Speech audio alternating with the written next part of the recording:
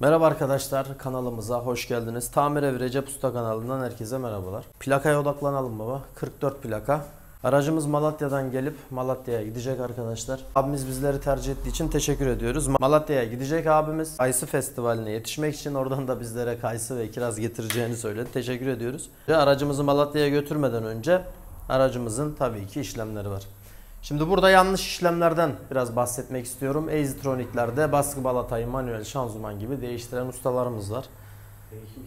Değişiyorlar ama bakın ayar yapılmadan, yazılım yüklenmeden yeni baskı balatanın hali ne hale gelmiş onu öncelikle göreceğiz. Şu an sökmedik baba, görüyorsun. Sadece aküyü aldık. Aküyü aldığımız için aracımız hakkında biraz bilgi verelim. Aracımız 1.6 XF motora sahip, 2005 model bir aracımız, Astra H. EasyTronic yine bir şanzıman sorunumuz var arkadaşlar. Aracımızdaki sorundan kısaca bahsedelim. Aracımız vuruyor, hopluyor, gitmiyor. Geri vitese taktığımız zaman stop ediyor. Bunlar gibi problemleri var. O yüzden şanzımana açacağız, bakacağız. Baskı balatanın hali, rulmanın konumunun hali, ayarlarına bakacağız arkadaşlar. Bunları da tabii ki video içerisinde bulacaksınız. Şimdi babamdan biraz dinleyin, oraya geçeceğiz. Merhaba arkadaşlar. Bu aracımız bizi takip etmiş ve sorunu çözdürmek için bize gelmiş. Aracındaki sorunu arkadaşımızın başka yerde baskı balata rulman değişimi yapmış ama yapamamışlar. Baskı balata değişimini yapmışlar ama arabanın derdi bitmemiş. Araba yarı otomatik triptonik dediğimiz 2005 model XF motor bir araç. Bunun baskı balatası şanzımanı tekrar söküyoruz. Baskı balata volant durumunu görüp robotunu çıkartıp robotunun durumunu görüp tamiratı mı var, değişimi mi var onlara bakacağız. Ondan sonra montajlarımızı yapıp yazılım işlemlerine geçeceğiz. Yazılım işini yapacağız. Aracımızı normal haline döndüreceğiz. Aracımızın şimdi video işlemlerine geçelim. İşlerine de başlayalım. Takip edelim.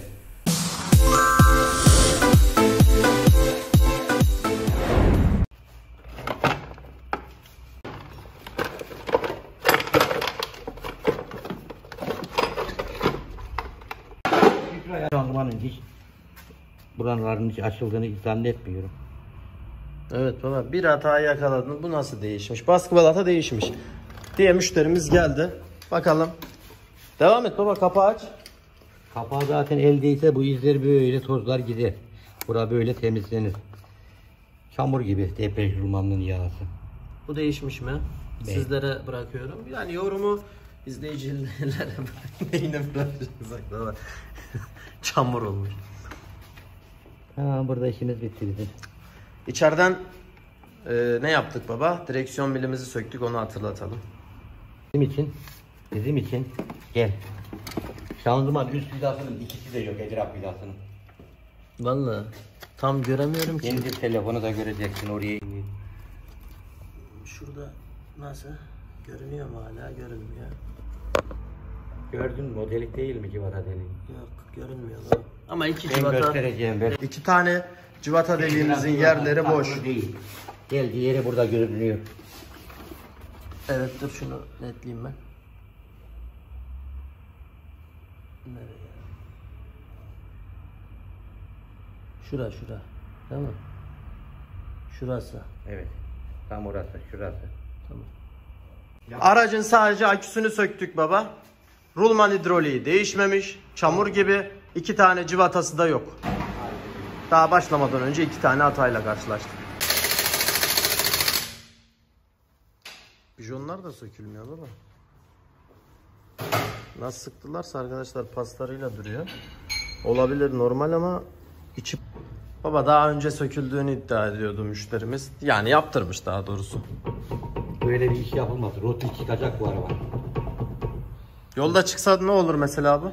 Teker kopar, arabanın altına girer. Şurayı göstereyim ben. Bu ne? Rot başının. Oynat baba, rotili göstereyim. Tamam. Devam.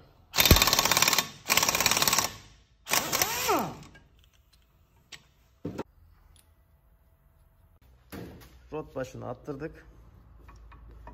Yani bu nasıl bir şey? Daha önce bu aks sökülmemiş baba. Bence şanzıman da sökülmedi. Sol taraf aksımıza bakalım arkadaşlar. Onu teker var. Teker aldıktan sonra devam ederiz.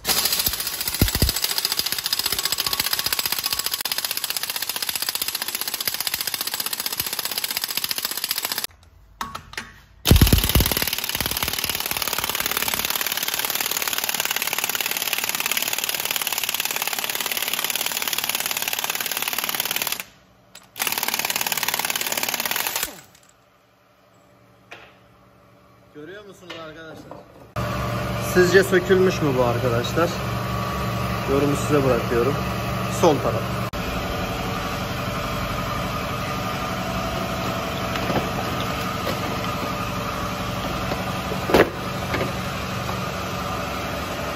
Arkadaşlar baskı balatanın değiştiğini söylüyor ama müşterimiz.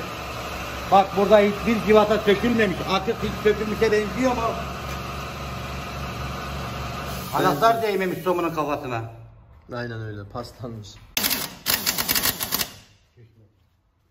Bunların hepsi bozuk arkadaşlar ya. Bakar mısınız askı rotuna? Hepsi bozuk, dönüyor. Bunların da değişmesi lazım. Tık zaten körükleri bak. Eski olduğu için ayarlı penseyle tutup söküyoruz.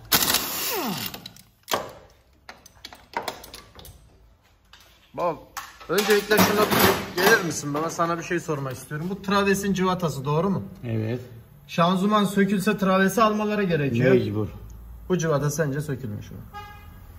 Yorum sizin. Yok. Şimdi rot başı. Şöyle bir gösterelim baba. Söktüğümüz rot başı, askı rotu, alt salıncak rotil. Tamam. Bu arada yağ kaçakları da var.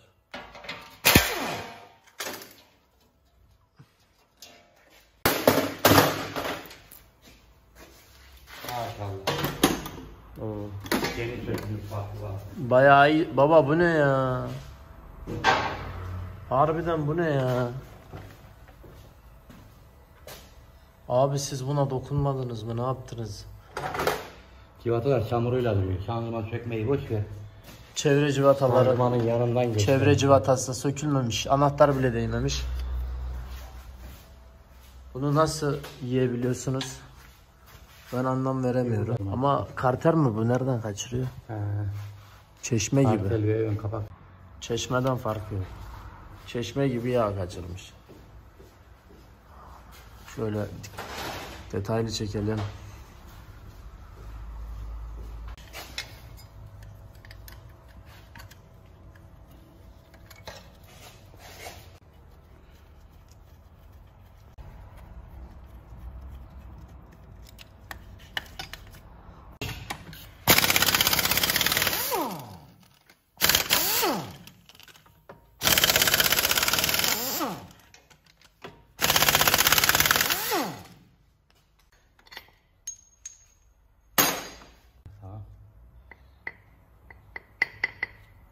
Kopuk mu baba?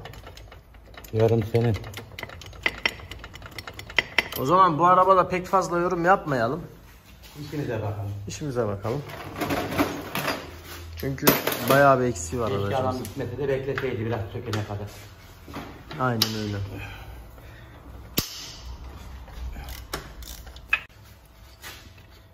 Yağmış ürünün hali.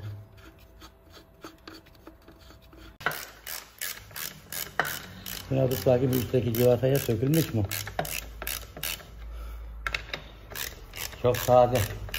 Ne kadar sade. Fabrikada attığı gibi duruyor herhalde. Anahtar izi var mı bunda? Civatayı gösterdim ben. Hiçbir iz yok baba. Civatayı ilk başta gösterdim zaten. Herhangi bir anahtar değilmiş. Ön taraf şanzıman kulağımızı şu an söküyoruz.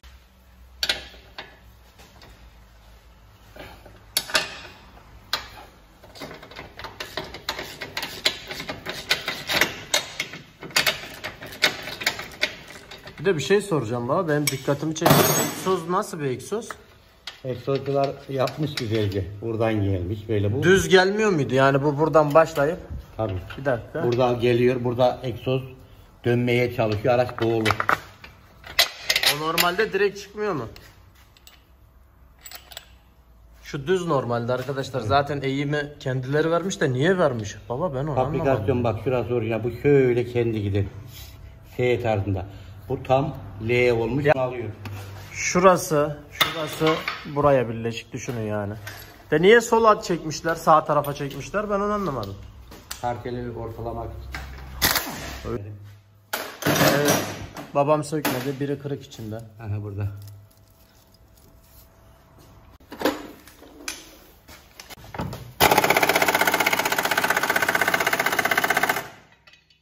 Bunlar hiç sökmedi.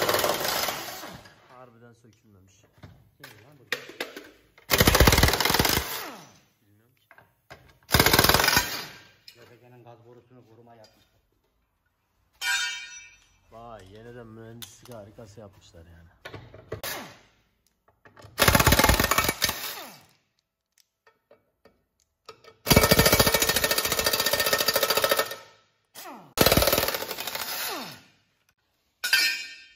Ahmet abinin balataları mı değişecek?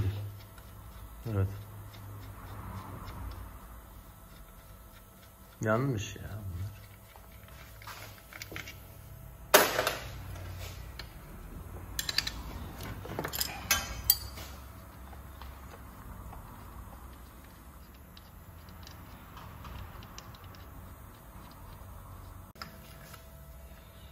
Buna 2 rot başı, 2 salıncak, 5-6 lira 2 astrofu.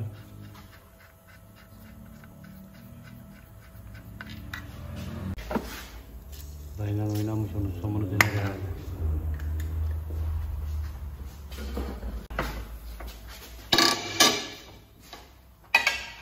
Dönüyor mu?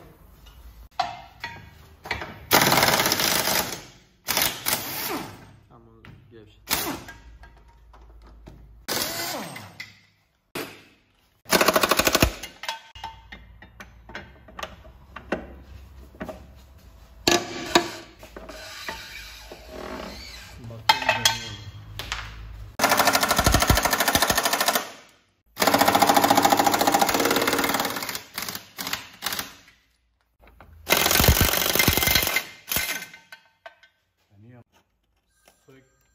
Söktü böyle. Dönmedi Allah'tan. Yok. Karga bunu. Veriyorum. Traves sarkıttık. Görüyorsunuz, açtık arayı. Ya çıkacak. Aynen öyle. Şanzıman ya. Hareket çekim yap, canlı olsun. Tamam. O arada yoktu demeyelim. Şanzıman yağını çekelim. Yağ çıkacak mı çıkmayacak mı, o da önemli. Teneke getireyim mi, şu an alacağız mı bunu? Sen açıkça çekeceğiz. O zaman bir tenekeye götürelim.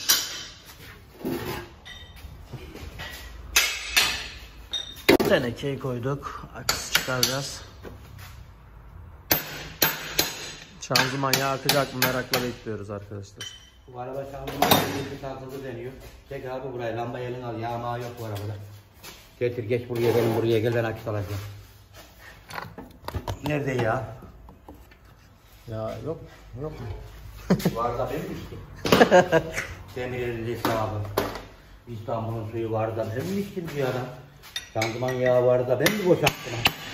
Çıkartıyor, ne varsa içinde işte. Tamam. Evet. Şanzıman yağımız da yok. Bu araba şanzıman kitlemediğine şükretmek lazım biraz. Harbiden yazık, günah ya arkadaşlar. Bu araçta yorumları sizlere bırakıyorum. Ben anlatmıyorum, sadece çekiyorum. İnsanlardan kazandığınız bu parayı nasıl yiyorsunuz? Veya yemeği nasıl beceriyorsunuz? Hayretle izliyoruz. Ya. Hayretle izliyoruz bunu. Her gün alkol içen ne yapacak? Yani mağdur amcamızın videosu da gelecek. Arabasının içinde 6 aydır eroin içilmiş. Arabaya dokunulmamış. O videoda gelecek. Astracı.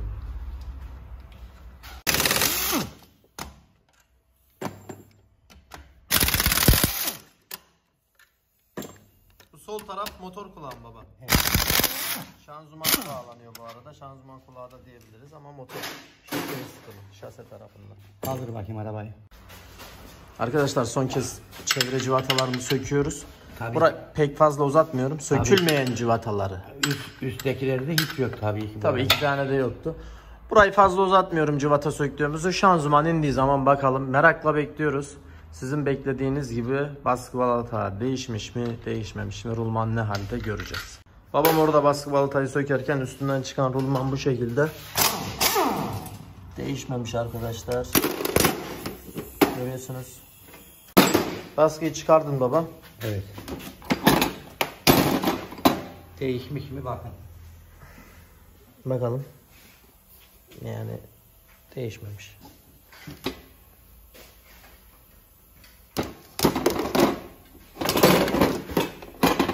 Bu volantı bir torna ettiriyor.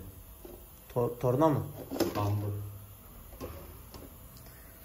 Peki. Baskı balatada bu yorumda bulunursunuz. Tamam. Arkadaşlar yeni takılanda asla toz bulutu oluşmayacaktır. Şimdi eskiye bakalım. Yaklaş şuradan gel. Baba buradan daha iyi, sen çek.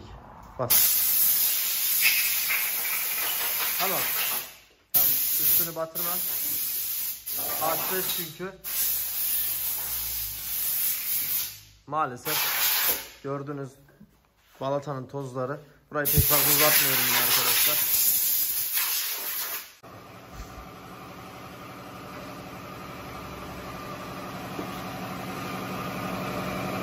Yağın hali bu şekilde. Maalesef. Görüyor musunuz? Babam oradan yapıyor. Robot da birazdan göstereceğim.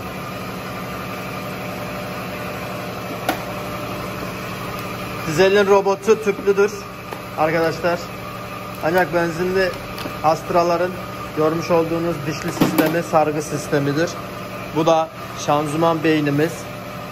Bunun içinde de yine elektronik sargı var. Dişli var. Debriyaj pompası var. Ve beyin grubu var arkadaşlar.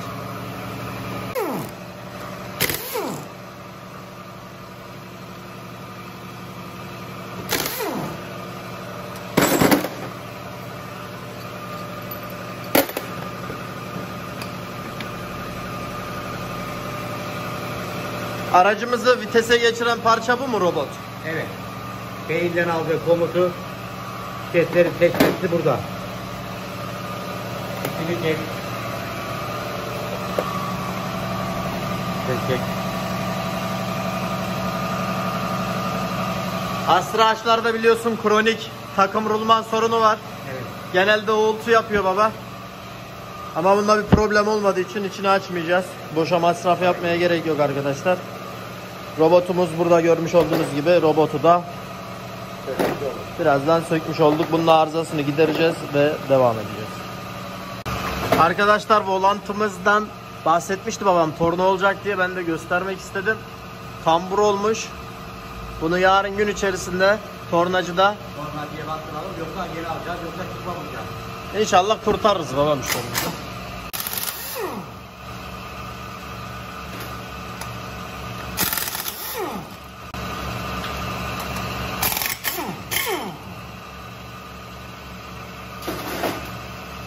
Sıcak elim yanıyor. Arka kran keçesine bakalım. Bir sıvı conta sürülmüş buraya. Ama bir kaçak var mı bilemiyorum. Buralarda bir sızdırma var. Değişelim onlar ya. Değişelim değil mi? Baba aracımız hakkında biraz bilgi ver. Söktük. Ben bahsetmeye çalıştım ama mikrofondan da seni biraz kısaca dinleyelim. Evet, beni dinleyelim. Aracı sökmeye başladık. Yukarıları sökelim dedik. 2 tane üst ediraf vidamız yok. Evet, en baştan başlayalım. En üst ediraf vidamız yok. Diğerleri var. Onları tamamladık ve söktük. Şanzımanımızı söktük. Aşağı aldık. Gördüğümüz gibi yağ kabı koyduk ama şanzıman yağımız çıkmadı. Malatya'ya gideceğini söyledi. Bu şekilde gitse bu şanzımanı yolda yağsız yakardı. Evet. Şanzımanı söktük. Baskı balatamız burada tabii ki. Gösterdim onu. Debriyaj rulmanımız burada. Bunların değiştiği deniyor ama ben usta olarak kanaat getirmedim. Şanzıman robotumuzu söktük. Debriyaj pompamızı ve beyin grubunu elden geçireceğiz. Onarımlarını, tamiratına bakacağız. Robota bakacağız. Baskı balatamızı değişim yapacağız. Debriyaj rulmanı değişecek. Volantımız, balatanın bastığı ayna kısmı dediğimiz yer yumurta gibi kambur olmuş. Tornacıya göstereceğiz. Tornacı torna olur, güzel olur derse torna yaptıracağız. Yoksa volantı değişeceğiz. Peki baba, alt takımdan neler gördün? Alt takımdan neler gördük? 2 tane alt salıncak, 2 rot başı, 2 askı rotu. Bunlar aşırı bozuk. Bunları değişeceğiz. Yağ kaçaklarımız var. Kartel ve motorun ön yağ pompası dediğimiz ön kapak contası ve kartel contamızda kaçağı var. Onlara bizim de işimizin yoğun olduğu için, bu işi de bu saatte araya aldığımız için onları yapamayacağız. Onun için onları yağını kontrol ederek Malatya'ya gideyim, dönüşümüzde yapalım dedi. Videoya devam ediyoruz arkadaşlar. Baba devam ediyoruz. Ertesi gün oldu. Evet. Robotumuzun işi tamam. Volant bildiğiniz üzere arkadaşlar bayağı bir bombe yapmış demiştik. Değiştirmedik, tornacıya götürdük. Tornalama işlemi yapıldı. Yüzey pürüzsüz bir şekilde, eşit bir şekilde şu an burada. Göstermek istediğim Işığı bir yakalım baba. Zaten görünüyor da. Arka krank keçesi üstüne de arkadaşlar sıvı conta işlemini yaptık. Arka krank keçesinde bir sızıntı vardı ama bunu biz her ihtimale karşı yine değiştiriyoruz. Hızlı gideceğiz bu videomuzda. Çok fazla göstermeyebilirim. Böyle 2 askrotumuz, rot başlarımız, salıncaklarımız, yine sağ sol salıncak içler acısı bir hali vardı biliyorsunuz ki. Ve arkadaşlar müşterimiz çok ısrar etti, biz yapamayız dedik, yoğunuz dedik, abi ne olur yap dedi babama. Israr etti, biz de kıramadık. El frenini de değiştireceğiz arkadaşlar. Bunları da göstermiş olalım. Hızlı bir şekilde biz şanzımanın montajına geçiyoruz. Rulmanların montajına geçiyoruz. Ve videomuza devam ediyoruz. Volanti yerine taktın baba. Burada göstermek istediğim püf noktalardan biri. Bunu kimse kullanmıyor arkadaşlar. Diş ilacı sökülmez olandan kullanırsak daha iyi olacaktır. Bunu niye kullanıyoruz? Volantımızın civata delikleri kranga açık olduğu için bu civata diplerinden yağ gelme olasılığı çok yüksek. Orijinal fabrika bile çalmış. Görebiliyor muyuz burada? Bak diş gözükmüyor burada. Evet. Sen onları tak baba. Ben de diğer robot işlemine Bak bakacağım. hemen çal demiş. Robotumuzun işi tamam arkadaşlar. Revizyonunu yaptık. Merkezlemesi de tamam gördüğünüz gibi. Şimdi hatırlıyorsanız yağımız leş gibiydi. Sarı yağını doldurduk. Baba sen devam edebilirsin bu arada. Tamam. Kutuyu göster. Baskı balatayı da takacağız arkadaşlar. Montajına geçiyor. Burada değinmek istediğim, bunun içerisine dot 4 koyuyoruz arkadaşlar. Baskı balatayı da hemen çekelim montaj yapılırken. Kısaca değiniyorum. Bu aktüatör olarak geçtiği için arkadaşlar hidrolik basınç yardımıyla, robot yardımıyla rulmanımıza hareket veren yağ çok önemlidir. Buna yanlış yağ koyuyorlar. Kırmızı yağlar, atifeler konuluyor. Buna dikkat edelim. O yüzden yanlışa düşmeyelim. Baskı balatamızın Look marka olduğuna dikkat çekelim. Saksı da var arkadaşlar bunun ama biz Look'u öneriyoruz. Look orijinal ürünüdür, bunu unutmayın. Şöyle de görebilirsiniz arkadaşlar, orijinal ürün. Look'umuzu takıyoruz. Kaç adet civatası var baba? 6 adet. Yanlış takmamamız lazım. Evet. Ayırma olayı var bunda biliyorsun ki. Tabii ki balatayı koyarken çok dikkat etmek gerekiyor. İç yüzü dış yüzü var. Burada da babam baskı balatayı takarken arkadaşlar volantımız torn oldu. Polomuzun motoru. Bunun da işlemlerini izlemeyi unutmayın. Erzincan'dan gelen motor. Güzel bir işlem yapacağız. Çünkü oradan güvenerek bize gönderdi. Bu aracımızı da Malatya'ya göndereceğiz. Plakadan da anlaşılacağı üzere. Merkezlemesi çok önemli baba. Evet. Baskı balatanın merkez olması önemli. Priz direkt dediğimiz arkadaşlar oraya giriyor. Sıkıntı olmasın. Videomuza devam ediyoruz. Fazla uzatmıyorum burayı.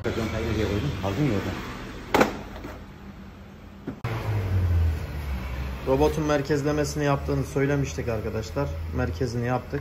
Oturması için o merkez önemli. Çünkü vitesi bu geçiriyor. Ayrıca inceden de sıvı conta çaldık. Üstünde de kendi contası var. Çünkü şanzıman yağının içerisinde çalıştığı için. Bu yüzden buna dikkat ediyoruz. Robotu koyarken de.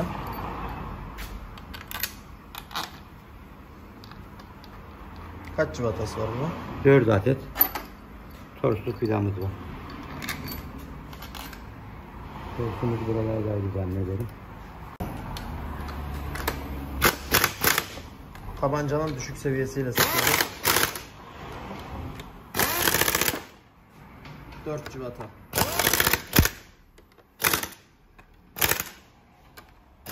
Robot montajı tamam. Aktüatör de tamam baba. Hidrolik yağ da tamam. Fişlerini takıyorsun, tesisat fişlerini. Evet. Çünkü beyinden gelen komut robota hareket veriyor. Robot da viteslere geçiriyor. Yani şöyle diyebiliriz. Manuel bir şanzıman bizim yerimize robot debriyaja basıyor. Yani tam otomatik gibi bir performans beklemek biraz yanlış olur. Çünkü bunlar, örnek veriyorum, rampada kaçırma yapacaktır arkadaşlar. Bu normal manuel bir vites gibi düşünün. Sadece sizin bastığınızı değil, robot beyinden aldığı komutla basıyor. Tesisatımızı da güvenlik açısından cırt kelepçeyle çıtladık, kestik. Şimdi şanzımanı atacağız mı, ne kaldı baba şu an düşünüyorum. Evet. Cırtlar şuraya atın. Sen onu at hadi baba. Alt takımları da göstereceğiz. Bozuklarımızı göstermiştik. Çünkü müşterimiz gerçekten altından felaket sesler geldiğini, dün akşamki videodan hatırlıyorsunuz. O yüzden pek uzatmıyoruz arkadaşlar. Şanzıman kulağını taktık baba. Şanzımanı bindirdik. Evet. Askıdaydı motorumuz biliyorsunuz. Motor kulağı arkadaşlar. Sol tarafın kulağını sökmüştük. Şimdi orayı taktığımızda motor orijinal konumuna geldi. Dengeye bindi diyebiliriz. Alttaki kulaklarımız var tabi. Evet. Kulakların durumuna da bakmak şart ama bir yırtık, buruntuyu bunlar da yapabiliyor ama bunda bir şey yok gibi. Bu güzel gibi. Babam oradan hatırlıyorsanız arkadaşlar olmayan civata 2 tane vardı. Biz sürekli Opel üzerine çalıştığımız için tüm orijinal civataları var.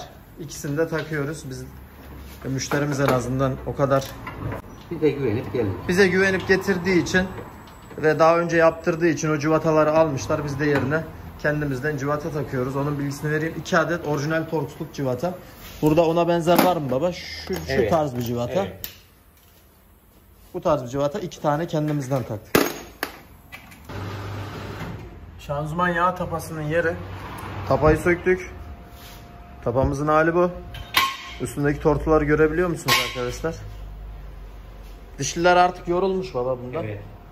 Dişiler, romanlar. Yaşlanmış bundan. Şöyle pisliğe bakın. Mıknatıs olduğu için ucu çekiyor. Aşınan demir tozları buna yapışıyor. Görmüş olduğunuz gibi. Şanzıman yağını buradan koyacağımız için aldık.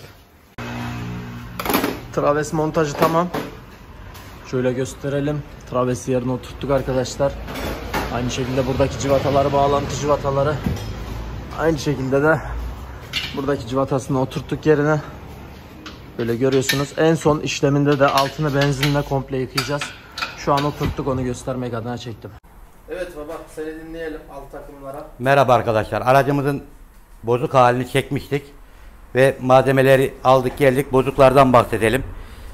Rotilimiz tamamen şakır şakır. Evet. Rot başımız patlamış, körükleri. İçi pas tutmuş. Halika bu da öyle. Askı rotlarımızın körüklerinden yağlar kaçırmış ve körükleri patlamış. Yakında bu yok, bak bu sarmış. Ses yapıyorsun. Bu da o şekil. Bunlar yolda ufak ufak çukurlarda tıkır tıkır direksiyonunuza vuran sesler. Bunların bozukluğu yolda tıkır tıkır kasislerde direksiyona vurur. Direksiyon kutusu der kimi ama direksiyon kutusundan değildir. Kendi çıkanı plastik. Biz ise metal alıyoruz. Sert çukura düştüğümüzde bunu kırıyor. Onun için metal aldık biz. Rot başlarımız yine halika öylesine. Orijinal Delphi markadır. Evet. Böyle güzel boşluksuz İkisi çalışması arasındaki lazım. farkı görelim de. Farkı görelim, çok iyi görelim. Bu Tamam. sol demek, bu sağ demek. Right left. Evet. Bak L bunda yazıyor. Bunlar önemli baba. Herhalde olmuyor. Mesela çünkü ikisi de benziyor. Sağa sol olmuyor mu? Ters takarsam burası canta sürter dönme esnasında. Salıncaklarımızı aldık, orijinal takıyoruz. Şimdi genel olarak baksak. Baba bu alt takım neden önemli? Aracımızda ne gibi arızalar belirtir? Alt takım, bahset. rotilimiz çıkmış olsa yolda tekerimizi kopar arabanın altına alır, büyük kazalara sebebiyet verebilir. Artı muayenede kesinlikle kalırsınız, muayeneden geçemezsiniz bundan dolayı. Direksiyonunuzda boşluk olur ve çukurlara kütür kütür vuruntular duyarsınız aracınızdan. Salıncak rotil mi? Salıncak ucu rotil. Diğer araçlarda sadece bu rotil değişebiliyor ama bunlarda bak pres baskıdır. Tamam. Civata olmadığı için değişemiyoruz. Burçlar da normalde değişiyor. Tabi diğer araçlarda burçlar da satılıyor, değişiyor ama bunlarda burç da satılmıyor. Rotillerimizde pres baskı olduğu için, vidal olmadığı için komple takmak zorundayız. Askı rotuna geçelim. O nasıl bir arıza verir? Askı rotu bozuldu mu en ufak asfaltın yamasında dahi yolda tıkır tıkır tıkır tıkır tıkır tıkır çok aşırı rahatsız edecek ve direksiyonunuza vuran bir ses duyarsınız. Bazı müşterilerimiz geliyor, usta direksiyon kutum bozuldu. Alakası yok, bu bozuluyor. Direksiyon kutusuna girse 2000-2500 lira para harcar. Buna girse 100-200 lirayla kurtulur. Rot başlarımız direksiyon kutusunun üzerindeki rot kollarına montaj olur. Tekerleri sağ yaptığımızda sağa, sol yaptığımızda sola hareket verir ve rot balans dediğimiz rot ayarını buradan ayarlamayla yapılır civata dişiyle. Tekerin açısı ayarlanır. Buna da rot ayarı denir. Peki rot kolu neden değişmiyor da sadece rot başına değişiyor? Rot başı esnek olduğu için iki plastik pres baskıdır. Plastik pres baskımız boşluk yapıyor zamanla. Boşluk yapılınca rot kolumuz 50.000'de bozuluyor. Bu 20-25.000'de bozuluyor. Hepsine değindik baba. Şimdi bir de şuna da değin. Bu el fren telimiz. Aracımızın el fren teli kopmuş. El freni boşta hareket yaptığı için el fren telini yenileyip el freni ve merkez fren balata ayarlarını yapıp el frenini faaliyete geçireceğiz. Aracımızın el fren teli kopmuş. El freni boşa hareket veriyor. Boş kalkıyor. Onun için el fren telini de aldık. Yenileyeceğiz. Bunlarda hem Dix hem balata vardır. Balata olanlarda el fren telini değişirken fren balata ayarında yapmak gerekir. Kampanada. Dix'lerde fren ayarı yoktur. Direkt takabiliyor muyuz bunu? Tabii. Bunun arızasını nereden anlayabiliriz? Bu zamanla paslanıyor ve hareket etmiyor. O zaman şöyle ben genel olarak da çekiyorum baba. Son kez değiniyorum. Salıncaklar, rot başı, askı rotu, yeni rot başı, salıncaklarımız ve el fren telimizle devam ediyoruz. Montaja geçtik. Evet. Eski somunları attık. Tabii. Üstünden yenileri çıkıyor. Amaçlarını da takıyoruz. Tutturma işlemini yapıp Devam et. Hadi. İşe devam. Telefonla değmesin. Değme. Rot kolu dediğimizde şu görünen. Şu. Aynı şekil bu da amatöre bağlandı.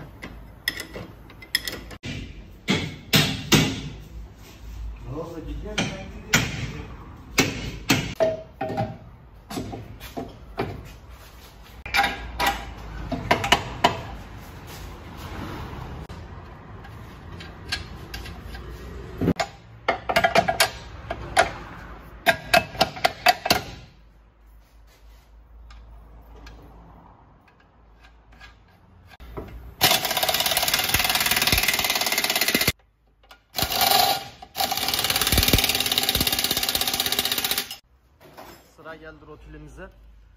Arkadaşlar rotili geçirirken şu yarık var ya, bunu iyice çakmıyoruz, yani bunu iyice dibine kadar götürüyoruz. Bu yarığın içerisinden cıvata geçtiği için orta konumda olması lazım.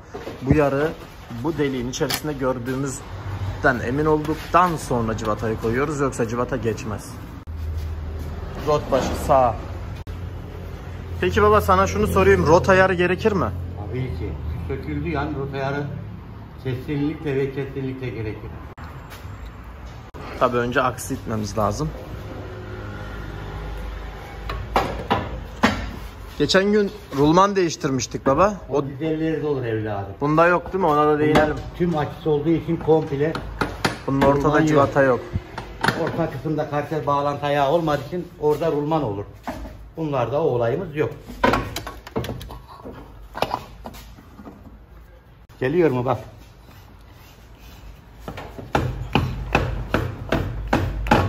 Pas tuttuğu için Evet. biraz paslanmış. O yüzden zorlanıyoruz. Bu yarıktan bahsetmiştim. Deliğe odaklanırsak alttan tıklayacağız. Bakın yarık. Tamam, yarık geldi. Gelmezse bu civatayı yerine takamazsınız. Gördün mü? Kendiliğinden geçer. Bazıları sonuna kadar çakıyor da o yüzden değinmek istedim baba. O zaman da civatayı geçirirken civatayı çakıyor, bozuyor. Civatayı da çakıyor, çekişli o zaman geçmiyor diye. Şu an alt takımda herhangi bir sesimiz kalmıyor galiba. Maalesef. Testleri bitti.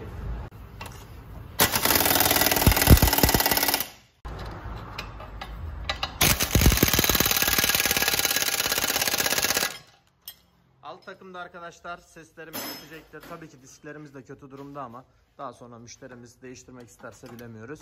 Balata durumu nasıl? Balata mı bakalım? Balata iyi gibi. Evet, balata var.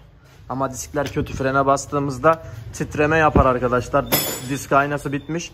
Çıkıntıyı görebilirsiniz. Şuradan ben göstereyim. Nereye netliyorsa. Evet şurası. Evet. Sol taraf salıncağımızın montajı. Peki baba burada travesin önemi ne? Çok büyük bir öneme sahip. Çünkü tüm alt takım bunun üstüne takılıyor. Evet. Traves olmasa araç yürümez. Onu belirtelim çünkü görüyorsunuz travese bağlanıyor arkadaşlar. Traves olmasa rotil, salıncak takamayız. Takımı montaj edemezsin. Sırasıyla hepsi.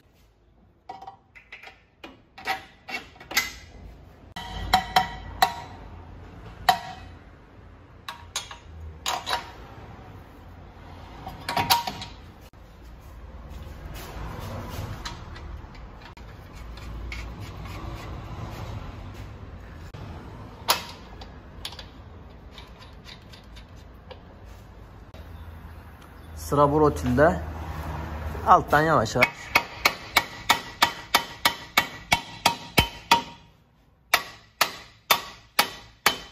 Tamam.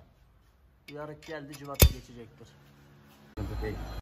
Arkadaşlar videoyu uzatmıyorum. Sağ tarafı göstermiştim. Ben buraları sıkıp devam ediyorum. Ön kulak. Arkadaşlar şimdi montajına geçelim. Bunlar dediğim gibi aracın en sonunda alttan benzinle yıkayacağız. Bilginiz olsun. Devam ediyoruz. Traves dediğimiz gibi bak yine bir işe yaradı baba. Evet. Ortadaki cıvata 16'lık. Şanzımana bağlanan iki cıvata da torsluktur. 18 diye geçer tork cıvatalar.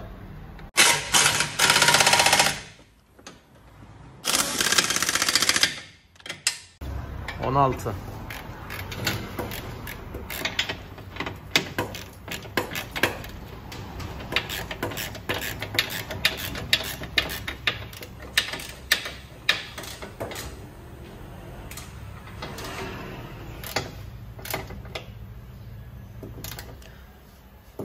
Ön kulak tamam mı? Arka kulak? Tamam. O da tamam. Kulaklar tamam o zaman. Sol taraf da tamam. Sağ taraf zaten sökülmedi. Şu an o zaman tamamıyla dengeye bindi mi aracımız? Sendeyiz baba. Arkadaşlar şanzımanın arka kulağın değişim yapacağız. Kopuk çünkü kulak. Buradan görüyoruz. Çıkardığımızda da göreceğiz ama şimdi maalesef çıkartamıyoruz. Daha öncesi bu traves inik vaziyette civatanın yanlış takılmasından dolayı şimdi bu taktığım travesi tekrar indirip bu civatayı çıkarmak zorundayım. Civata buradan girmesi gerekir. Bak açık alan. Bu civata ne yaptı? Buraya geldi. Dayandı. Çıkmıyor. Ona da değinelim. İki iş oldu yani. Evet. Bir kulak için uğraşacağız. Fren teli değişimine geldik. Eskisi yerde arkadaşlar haşat olmuş. Görüyorsunuz. Şöyle çekil. Paslandığı için çekil mi kalıyor? Frelle kestim ucunu. Baksana zor çıkardım. Evet. Ucu. Evet. Görüyoruz. Montajını gerçekleştiriyoruz şu anda. Şunu da açayım baba. Evet oraya girecek. Aynen. Peki bunu taktığımız zaman bir ayar işlemi var mı? Yok ayar işlemi yok. Bunlar. Kampana olsaydı oluyordu ama. Tabii ki. Disk olduğu için direkt takıyoruz arkadaşlar.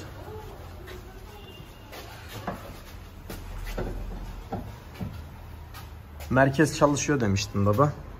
Evet. Şuradan çalıştığını görebilirsiniz. Aynı şekilde buradan. Merkez çalışıyor. Telimizde problem var.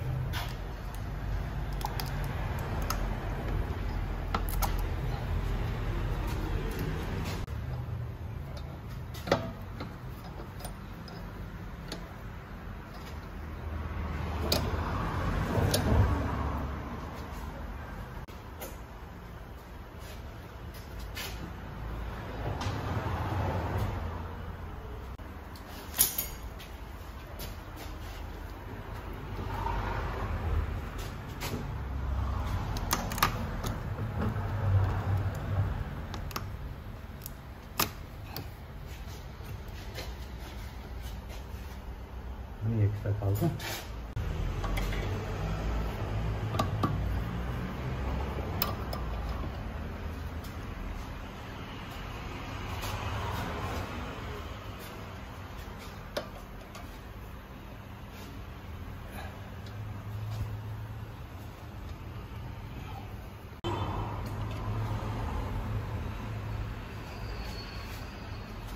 İki tarafta tamam.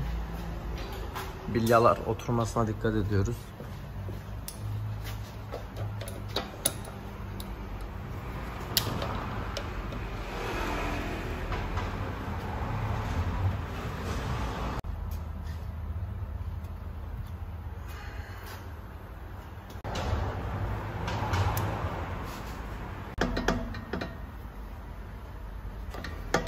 Merkeze de selam var.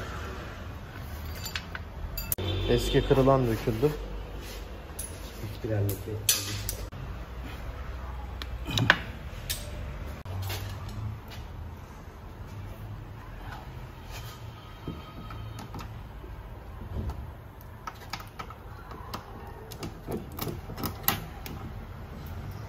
O da tamam. Her iki katamız var.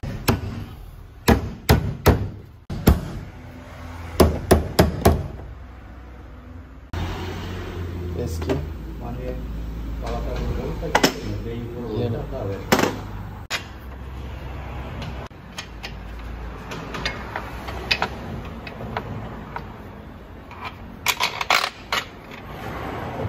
Bunu da takmış gibi gösterelim arkadaşlar. Evet. Uzatmıyorum burayı da. Civataları sıkacağız işte. O da tamam. Yıkama işlemine gel.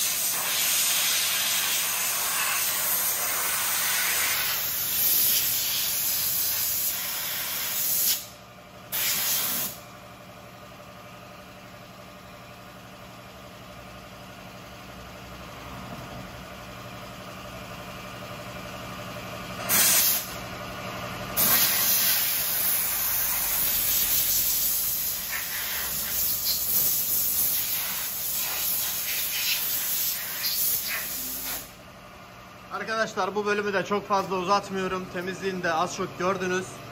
Temizleyip devam ediyoruz. İçeriden direksiyon milini sıktık baba.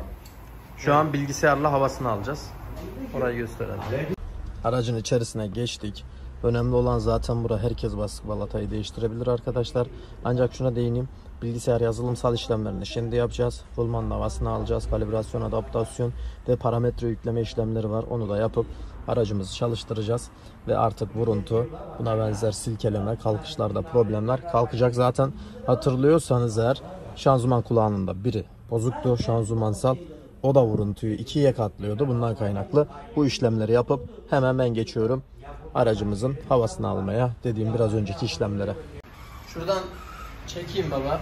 İnanmayanlar var. Elektronik havasını alıyor şu anda. Sesi dinlet.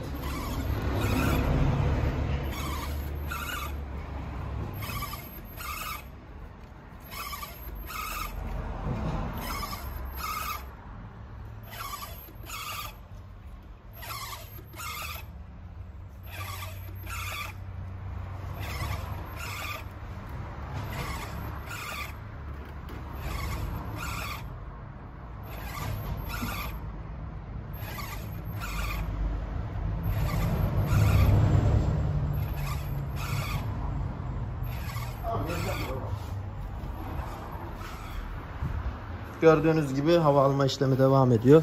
Kontağımız bu arada açık. 10 dakikadır içindeyim arkadaşlar. Araba yanıyor diye şüphelenmeyin. Orayı çekmek istedim. Dumanlar altını komple yıkadık hatırlıyorsanız. Onlar sıcakla birleşince bu şekilde buhar yapıyor.